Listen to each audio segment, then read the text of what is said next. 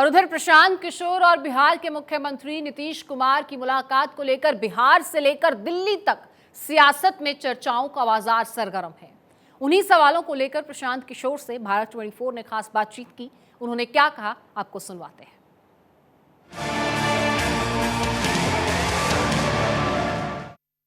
भारत 24 पर इस समय प्रशांत किशोर हमारे साथ हैं। प्रशांत जी,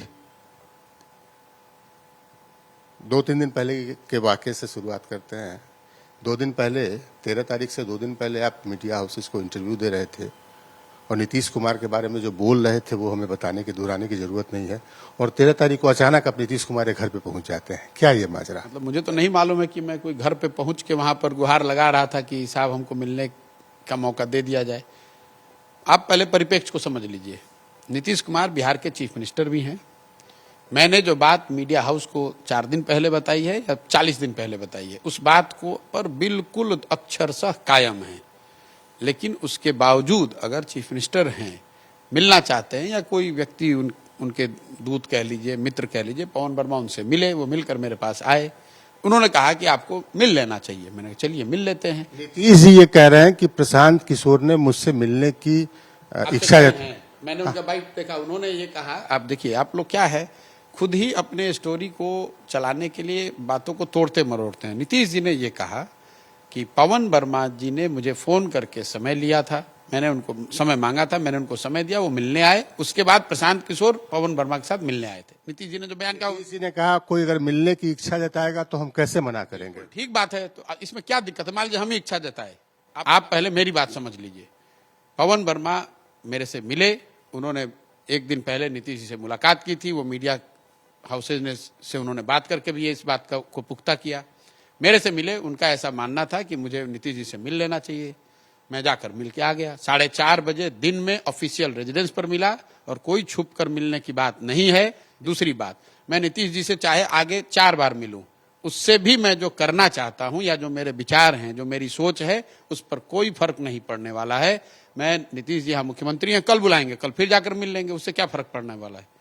मैं जो नीतीश जी के सरकार के बारे में, बिहार के लोगों के बारे में मैं जो सोचता हूं, जो कह रहा हूं कैमरे पे, उस पर कायम हूं।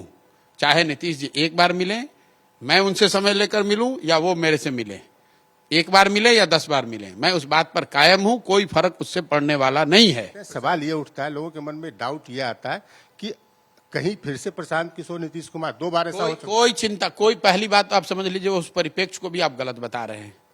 जिस दिन बात बिहार की लॉन्च किया गया था, अगर आप उस प्रेस कॉन्फ्रेंस में थे, मुझे मालूम नहीं है थे कि नहीं, अगर आप थे तो मैंने ये कहा था कि अगले 1 महीने तक डिजिटल कैंपेन के माध्यम से इसमें 10 लाख लोग जोड़े जाएंगे। उसके बाद इसका ऑन ग्राउंड इम्प्लीमेंटेशन शुरू करेंगे।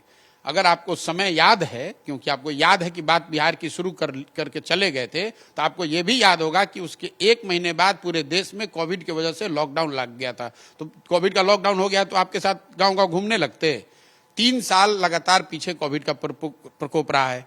जब कोविड 3 का वेव खत्म हुआ है, वापस आए हैं। बात बिहार की जो पेज है, उसमें 20 लाख लोग जो जुड़े हुए हैं, उनसे भी वापस मिल रहे हैं और इस अभियान को फिर शुरू भी किया है। दरअसल लोगों के मन में शंका तब हो जाती है, आप मेरे मन में मान लीजिए, मैं लोग को रिप्रेजेंट नहीं करता हूं आपके मुताबिक, लेकिन मेरे मन में शंका हो जाती है कि नीतीश जी कभी कहते हैं अमित शाह ने भेजा था, नीतीश जी कहते हैं ABC. Who is Nitish Kumar to give certificate to me? जो आदमी खुद ही 4 बार पलट के, कभी भाजपा में, कभी जदयू में, मुझे क्या जरूरत है नीतीश कुमार के सर्टिफिकेट के लिए? आप उनके बारे में उनका झुकी हुई तस्वीर नीतीश कुमार के माफ करेंगे नरेंद्र मोदी के सामने ट्वीट करते हैं, उसको डिलीट कर देते हैं। आप फिर वही बात जाकर आप देखिए, उस पेज पर अभी भी ट्वीट किया हुआ है। आपको पहले तो यही बात है ना कि आप अपने मन में अपने एक धारणा बनाई हुई है। हमने कोई धारणा नहीं बना रहा। पहले समझ लीजिए, बिहार में या इस देश में किसी नेता की, किसी पार्टी की इतनी ताकत नहीं है कि मैं अगर न चाहूं तो मुझे डिगा दे। मैं बिहार में हूं, अगले कई सालों तक हूं। जब आपको भरोसा बन जाए तब बात कीजिएगा, और नहीं तब तक आप जांचिए, परखिए, जितना हो सके आलोचनात्मक नजर से जांचिए, कोई दिक्कत नहीं है। अगर आप जनता के बीच निकले हैं, जनसुराज यात्रा लेकर निकले हैं और निकलने वाले हैं, लोगों से मिल रहे हैं, तो लोगों के मन में जो डाउट है, शक है, शुभ है, वो हम आपके सामने रख रहे हैं। रखिए, आप रखिए, आप इसे पूर्वाग्रह मत समझिए। आप रखिए। बिहार में कोई नेता अभी ऐसा नहीं है, अगर आप जनता के किसी सेक्शन को रिप्रेजेंट करते हैं तो ये भी देखिए कि पिछले 5 महीने में मैं जहां जाता हूं, मैं भाषण नहीं करता हूं, लोगों के खुले मन से सवाल लेता हूं घंटों। आप जनता के बिहाफ में इंटरमीडिएरी के तौर पर सवाल कर रहे हैं, मैं खुले मन से डेली सवाल लेता हूं।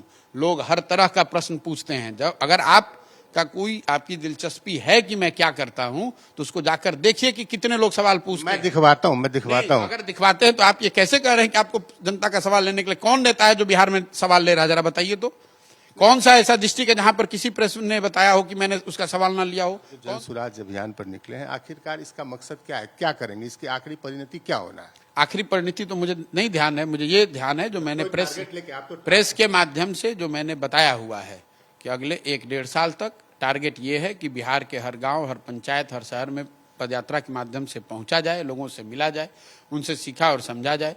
3 उद्देश्य जो पदयात्रा के हैं वो क्लियर है कि समाज में जो समाज की नज़र में जो सही लोग हैं उनको एक साथ इकट्ठा किया जाए, एक मंच पर लाया जाए। दूसरा, बिहार में निचले स्तर पे, पंचायत के स्तर पे वहाँ की समस्याओं और संभावनाओं के आधार पर एक मैनिफेस्टो बनाया जाए। और तीसरा, बिहार के विकास के लिए 15 साल का लोगों के सुझाव से एक ब्लूप्रिंट बनाया जाए। उसके बाद आखिर देखिए, जब तक आप सक्रिय पॉलिटिक्स में नहीं आएंगे, आप ब्लूप्रिंट बना के क्या करेंगे? अगर शासन की बागडोर आपके हाथ में न होगा तो आप चाहे जितना कागजात बना ले, उसका अंजाम हसर क्या होना है? अब देखिए, अब यही है, अब आप पत्रकारिता से अब सलाहकार आप की भूमिका में आप आ गए। सलाहकार नहीं, हम ये जानना चाहते हैं, क्या सत्ता में आए बगैर जो आप कोई सवाल कीजिए ना, आप सलाह दे रहे हैं। सवाल ही कर रहे हैं कि आपको समाज की, पत्रकारिता की और राजनीति की खूब समझ है। हम भी 10 साल से यही काम कर रहे हैं, छोटा मोटा कर रहे हैं। मान लीजिए आपके इतना नहीं समझ होगी, मेरी थोड़ी बहुत कम समझ, ज्यादा समझ है नहीं भाई, तो हमको समझ भी होगी थोड़ी बहुत। हम उस समझ के आधार पर इतना ही जानते हैं कि मुझे 1-1.5 साल तक यही करना है। उसके बाद क्या होगा, जब होगा तो प्रेस को बताएंगे। जो मौजूदा परिस्थिति, अब देखिए बेगूसराय में गोलीकांड हुआ और उसके बाद जिस तरीके की राजनीति यहाँ पर हुई, मुख्यमंत्री कह रहे हैं कि जाति देखकर गोली चलाई गई, ऐसे बयान आ रहे हैं। इसको किस नजरिए से आप देखते हैं? मैं इस नजरिए से देखता हूं कि लॉ एंड ऑर्डर कोई आज नहीं बिगड़ा है बिहार में। लॉ एंड ऑर्डर पीछे की जो सरकार थी, जब नीतीश कुमार जी भाजपा के साथ थे तो भी खराब थी, अब और बिगड़ती ही जा रही है। मेरा अपना नजरिया उसमें है, जो मैंने स्पष्टता से कहा है कि जब से बिहार में शराबबंदी लागू हुई है तब से लॉ एंड ऑर्डर की स्थिति बिगड़ी है। बिगड़ने का एक जो कारण मुझे समझ में आता है कि जो लोग लॉ एंड ऑर्डर को सुधारने या लॉ एंड ऑर्डर की व्यवस्था से को बनाए रखने के लिए रिस्पॉन्सिबल हैं, उनमें से एक बड़ा वर्ग आज शराबबंदी को लागू करने, उसको छिपाने, उसको बढ़ाने में लगा हुआ है। इसलिए जो उनका मूल काम है उसको छोड़कर जब वो दूसरा काम करेंगे तो स्वाभाविक है कि लॉ एंड ऑर्डर कॉम्प्रोमाइज होगा। जब से ये सरकार बनी है तो जो जनता में मुझे जो थोड़ा बहुत घूमने का उसके बाद अवसर मिला पिछले 1 महीने में, लोगों के मन में एक आशंका है। वो आशंका इसलिए है कि जो अभी नए साथी नीतीश जी के साथ जुड़े हैं, उनका एक ट्रैक रिकॉर्ड रहा है 15 साल का। उन आशंकाओं के मद्देनजर जो घटनाएं हम लोग पीछे कुछ हफ्तों में देख रहे हैं, मैं इतना ही कह सकता हूं कि उन आशंकाओं को इन घटनाओं से बल मिलता है। नीतीश जी ने किन शब्दों का प्रयोग किया, जाति का वो इस्तेमाल किया नहीं किया, ये बात आपको नीतीश जी से पूछनी चाहिए। आपने भी देखा होगा मुख्यमंत्री, मैं उनके हर बयान दिन भर बैठ के तो देख नहीं रहा हूं, लेकिन मुझे भी किसी ने बताया है कि ऐसा उन्होंने कहा है। भाई लॉ एंड ऑर्डर है, वो चाहे किसी जाति पर हो, किसी जाति ने किया हो, किसी जाति पर हो, वो राज्य की समस्या है। राज्य के मुखिया होने के नाते उनको उसकी जिम्मेवारी लेनी चाहिए और उसको बेहतर बनाने का प्रयास करना चाहिए। उसको जातीय या धर्म का रंग देने से कोई फायदा होगा नहीं, उससे और उनका भी नुकसान होगा, समाज का नुकसान होगा। आपका मानना है कि शराबबंदी ने सब पूरे बिहार की विधि व्यवस्था, लॉ एंड ऑर्डर को खराब कर दिया? खराब करने में शराबबंदी का बड़ा रोल है, ऐसा मुझे लगता है। जितने विशेषज्ञों से मैं यहाँ मिला हूँ, बात करा है, आप मेरी बात छोड़ दीजिए, सुप्रीम कोर्ट के none less than the chief justice of this country has said कि भाई आप जब लेजिस्लेट करते हैं, इस तरह का कानून बना देते हैं जिससे लाखों केस कोर्ट में बढ़ गया, तो कोर्ट के पूरा सिस्टम ही क्लॉग हो गया। तो जब कोर्ट की व्यवस्था जो है, अगर उस पर दबाव है, उसी तरह जो इन्वेस्टिगेशन और प्रोसिक्यूशन जो पुलिस का काम है उस पर भी दबाव है। पुलिस की संख्या तो उस तरह से बढ़ी नहीं। जो 10 लोग मिलकर पहले लॉ एंड ऑर्डर देखते थे, अब 10 लोग लॉ एंड ऑर्डर भी देख रहे हैं और शराबबंदी भी लागू कर रहे हैं। पैसा भी कमा रहे हैं। अब मैंने कहा कि शराबबंदी लागू कर रहे हैं, छुपा रहे हैं, बढ़ा रहे हैं, पैसा कमा रहे हैं, क्या उसी काम में लगे हुए, शराबबंदी से इर्द गिर्द विषयों पर लगे हुए हैं। जब आप अपना 8 घंटे का या 10 घंटे का समय, उसका एक बड़ा समय शराबबंदी पर लगाएंगे तो स्वाभाविक है जो आप पहले कर रहे थे वो चीज कॉम्प्रोमाइज होगी। उसी का नतीजा है कि लॉ एंड ऑर्डर आपको पिछले 3-4-5 सालों में बिगड़ता हुआ दिखा है बिहार में। इस बीच नीतीश कुमार तो दिल्ली जाने के 2024 में प्राइम मिनिस्टर बनने की तैयारी कर रहे हैं। अब कर रहे होंगे, मुझे तो बताया नहीं और मेरे से कोई बात नहीं। पूरे देश में जाकर, पूरे देश के नेताओं से दिल्ली में जाकर उन्होंने मुलाकात की है। तो हर आदमी मिलता है, इसमें नई बात क्या है। हर आदमी जो राज्य में मुख्यमंत्री है या सो कॉल्ड बड़ा लीडर है वो जाता है दिल्ली में। तो वो तो बोल के गए थे डंके की चोट पर कि हम 2024 में बोल के जाए न बोल कर जाए, मैं कह रहा हूँ इस तरह की बात कोई नई नहीं है। अलग अलग आपको लगता है कि नीतीश कुमार के इस अभियान में कुछ असर पड़ेगा जो दिल्ली में वो? मैं इस बात पे 100 दफे कह चुका हूं कि सिर्फ नेताओं और पार्टियों के साथ में बैठने से, उनके चर्चा करने से, उनके चाय पीने से, प्रेस वार्ता करने से या विकल्प बनाने का इंटेंट घोषित करने से विकल्प नहीं बनेगा। विकल्प बनाने के लिए आपको बेहतर नैरेटिव बनाना पड़ेगा, विकल्प बनाने के लिए आपको बेहतर संगठन बनाना पड़ेगा, विकल्प बनाने के लिए आपको बेहतर जन आंदोलन करना पड़ेगा, विकल्प बनाने के लिए आपको बेहतर विश्वसनीय चेहरा लाना पड़ेगा। इन चीजों के अभाव में अगर आप चाहे जितनी भी बैठक कर लें, जितने भी प्रेस वार्ता कर लें, उससे कोई फर्क पड़ेगा नहीं। हमने देखा कि नीतीश जी तो खुद बोल रहे, लेकिन जितने नेताओं से मिले उन्होंने किसी ने ये नहीं कहा, ट्वीट नहीं किया, प्रेस में बयान नहीं दिया कि हाँ भाई हम कोई नीतीश जी के साथ मिलकर बड़ा मोर्चा बनाने वाले हैं। मैं भाई इस बात पे रिपीटेडली मैंने कहा है कि बिहार में जो हुआ है इसको मैं बिहार स्पेसिफिक घटना मानता हूँ। राष्ट्र की राजनीति पर उस पर कोई बहुत बड़ा असर पड़ेगा ऐसा मैं मानता नहीं हूँ। ये तो बिहार के जो पत्रकार हैं या बिहार की जो जनता है या जो जदयू जैसे संगठन से लोग जुड़े हुए लोग हैं, उनकी एक कार्यकर्ताओं की आशा अपेक्षा होती है, वो चर्चा कर रहे हैं। देश में मैं तो नहीं चर्चा सुन रहा हूँ, आप लोग सुन रहे हैं तो आप लोग उसको रिपीट। फिर एक बार नीतीश जी की तरफ आते हैं। उस दिन गए तो नीतीश कुमार ने कहा कि हमारे साथ काम करिए। बिल्कुल कहा, पहले भी कहा हुआ था, मार्च में भी कहा है कि हमारे साथ काम कीजिए। तो बात कहना ठीक नहीं है, साथ में चलने की बात, मतलब हाँ साथ चलिए तो ठीक है। उन्होंने अपनी बात कही, मैंने अपनी बात बताई, जो मेरे लिए संभव नहीं है। मैं अपना जो काम कर रहा हूँ मैं यही काम आगे करूंगा। अगर आप उनके साथ होते तो शायद वो उनका पीएम बनने का सपना पूरा हो जाता। नहीं, ऐसी बात नहीं। हमारी इतनी ताकत होती तो फिर मैं यहाँ रोड पे थोड़ी घूम रहा होता। किसान जी, रोड पर घूमना आपकी मर्जी है, आप मजबूरी में थोड़ी घूम रहे हैं। नहीं, मैं आपको बार बार बता रहा हूँ कि वो मेरी क्षमता भी नहीं है, और अगर है भी मान लीजिए तो भी मैंने जीवन में जो तय किया है, वो जीवन में जो मैं काम करता हूँ बहुत सोच समझ के करता हूँ। मैं उनमें से नहीं हूँ जो ऐसे उठे और आकर कुछ करने लगे। मैंने साल भर सोचने, 10 साल वो काम किया, उसके बाद 1 साल तक बंगाल के रिजल्ट आने के 1 साल तक सोचने समझने के बाद ये तय किया है कि बिहार में यही करेंगे। अब चाहे इसमें फेल हो, पास हो, सफलता मिले न मिले, पूरी तरीके से संकल्पित हैं, बिहार में ही रहना है और बिहार में वो करना है जो मैंने पब्लिकली अनाउंस किया है। उससे डिगने का, उससे दाएं बाएं होने का न आज कोई संभावना है न कल कोई संभावना होगी। मैं आगे एक बात और आपको एडवांस में बता दे रहा हूं, नीतीश जी चाहे मेरे से और बार 5 बार मिल लें या कोई दूसरा मिल ले 5 बार या 10 बार मिल ले, कोई भी ऑफर दे दे, मैंने जो बात कही है उस पर डिगने का भीष्म प्रतिज्ञा है। ये भीष्म प्रतिज्ञा की बात नहीं है, वो मेरी प्रतिज्ञा है, प्रशांत किशोर की प्रतिज्ञा है। जो मैंने बात कही है पब्लिक में कि मैं अभी 1 साल पदयात्रा करूंगा, तो सिर्फ नीतीश जी की बात छोड़ दिए। ऐसा नहीं होगा कि मैं कह रहा हूं कि साल भर समाज में घूमने के बाद दल बनाया जाएगा और 3 महीने के बाद दल बना लूं, ऐसा नहीं हो सकता। तो राहुल गांधी भी भारत जोड़ो यात्रा पर निकले हैं, वाकई उससे कुछ फायदा होने वाला है? अब फिर वही आप घुमा के सवाल वही पूछ रहे हैं भाई। हम रणनीति नहीं पूछ रहे हैं। वो पद यात्रा पर निकले हैं, यात्रा कर रहे हैं, भारत जोड़ो यात्रा कर रहे हैं। कांग्रेस बड़ा दल है, लोकतंत्र में हर दल को ये स्वतंत्रता है कि वो जिस तरीके से भी चाहे अपने विचारधारा, अपने कार्यक्रम, अपने नेता के बारे में जन जन तक बात पहुंचाए। वो लोग भी कर रहे हैं, तो मैं उनको शुभकामना दे रहा हूं कि भाई अच्छी बात है, अगर आप कर रहे हैं तो अच्छा ही है। लेकिन बाहर से जो आपने कहा, अगर एज ए जागरूक नागरिक या जो थोड़ा बहुत अगर इसकी समझ है, तो मैं यही कहूंगा कि भाई जो यात्रा का रूट है, जो रास्ता तय कर रहे हैं, अगर आप विचारधारा की लड़ाई लड़ रहे हैं या राजनीति के तौर पे बीजेपी से लड़ रहे हैं, तो उस रास्ते में, जिस रास्ते से आप जा रहे हैं, वहां तो बीजेपी इतनी मजबूत है नहीं। तो वो थोड़ा सा विरोधाभास मुझे दिखता है कि आपकी लड़ाई अगर बीजेपी या उनके विचारधारा से है, तो शायद आपको ज्यादा समय उन राज्यों में देना चाहिए था जहां बीजेपी बहुत सशक्त है, बहुत मजबूत है। केरल में, तमिलनाडु में, इन के बजाय अगर उत्तर प्रदेश, बिहार, मध्य प्रदेश में ये समय दिया जाता तो शायद वो ज्यादा इफेक्टिव हो सकता है। लेकिन कांग्रेस में जो नेता हैं, जो लोग इस तरह के कार्यक्रम बनाया, जिन्होंने बनाया होगा, उनका अनुभव मेरे से बहुत ज़्यादा है।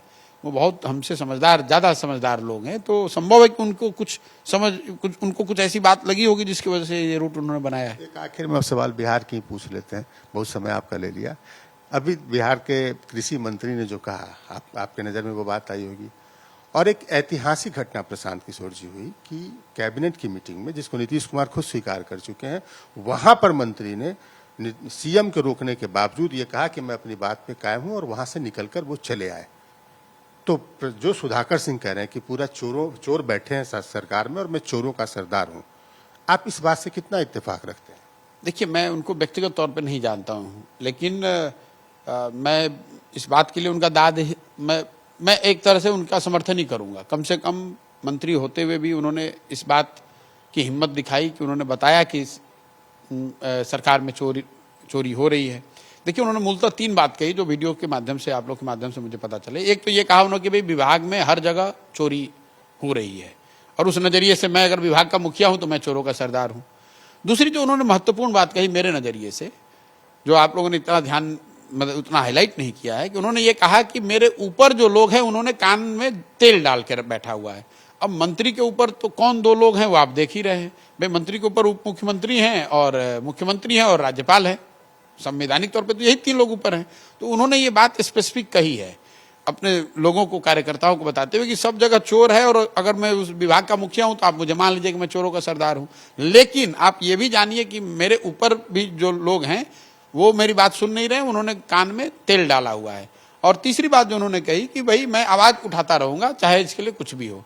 तो मुझे ऐसा लगता है एक नागरिक के नजरिए से कि वो 3 बातों में जो उन्होंने कहा उसके लिए कोई भी जो राइट माइंडेड बिहारी है उसका उनको समर्थन। सब एक लाइन का सवाल, आपको लगता नहीं कि जो नीतीश कुमार इस बार जो गए हैं, इससे उनकी जो कुछ भी, मतलब जो रुतबा था, जो इकबाल था, वो अब खत्म होने के कगार पर है? भाई, सरकार का इकबाल इनके ये जाने से नहीं, पिछले कई सालों से, जब आप 243 की विधानसभा में 40-42 विधायकों के नेता हैं तो आपका इकबाल स्वाभाविक तौर पे नहीं रहेगा, आप चाहे किसी के साथ रहें।